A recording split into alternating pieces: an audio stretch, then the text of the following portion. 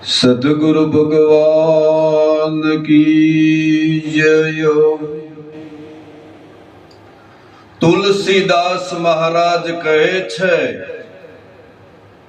एक घड़ी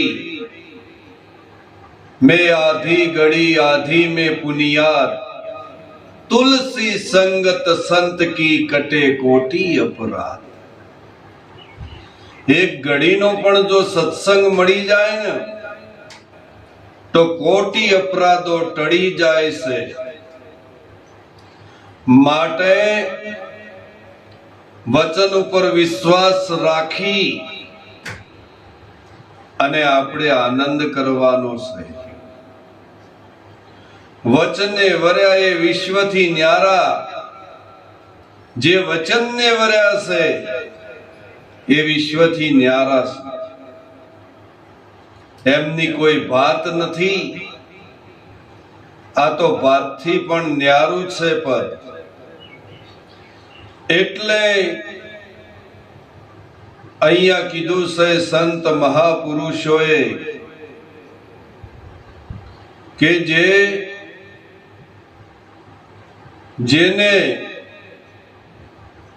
સદગુરુ અને સંતના વચન ઉપર વિશ્વાસ ના હોય એવાનો સંગ તાત્કાલિક છોડી દેજો, નકર તમોને લઈને ડૂબશે। જેને સત્સંગમાં રુચિ ના હોય, જેને ભજનમાં રુચિ ના હોય, આ બધાનો સંગ છોડી દેવો। કારણ કે સંગ તો કરો તો એવાની કરજો જે ભજનમાં હોય ભરપૂર। આ તો જે ભજનમાં ભરપૂર છે ને એની સંગત કરવાની છે, બાકી અધૂરીઓના સંગમાં અધવશ અટવાશ। કારણ કે જેને પૂર્ણ જ્ઞાન છે નહીં, જેને સમજણ નથી, એ લોકો વાદ વિવાદ કરે છે, ઈર્ષા કરે છે, અદેખાઈ કરે છે, અભિમાન કરે છે, અહમના બેજ ઉપર બેસે છે। એટલે એમને જીવનમાં કદી પણ જ્ઞાન થવાનું નથી। જ્ઞાન પ્રાપ્ત કરવું હોય તો પહેલા વિવેકની જરૂર છે। જો તમારામાં વિવેક હોય તો જ જ્ઞાન પ્રાપ્ત થાય। વિવેક એટલે નિર્બળ બનવું પડે। કોઈ સંતના પાસે તમે જો તો નિર્બળ બની જો અને વિવેક સાથે બેસો તારે આ જ્ઞાન પ્રગટ થાય છે, નકર તે સિવાય જ્ઞાન પ્રગટ ન થાય।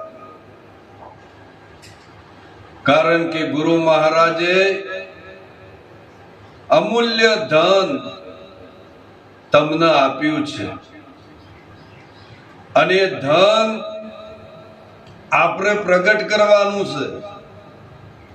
સદગુરુ મહારાજે જે તમને આપ્યું છે એમાં તમારે મહેનત કરી અને તમારે પ્રગટ કરવાનું છે। આલી દીધું લઈ લીધું એમાં નહીં, પણ સદગુરુ ક્યારે રાજી થાય, ક્યારે આનંદમાં આવે, જ્યારે સદગુરુનું જ્ઞાન પ્રગટ થયું હોય ને તો જ સદગુરુ આનંદમાં આવો। તમારી બીજી કોઈ સેવાથી સદગુરુ આનંદમાં નહીં આવો। કારણ કે તમે કોઈ પણ ચીજ વસ્તુથી સદગુરુને રાજી નહીં કરી શકો, પણ જે દિવસ તમારામાં જ્ઞાન પ્રગટ થશે એ દિવસ સદગુરુના આનંદ માતો નથી।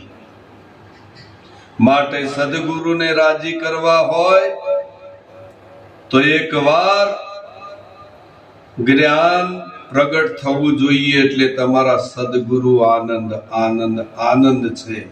આટલું બોલી મારી વાણીને વિરામ આલું છું। બોલો સદગુરુ ભગવાન કી જય।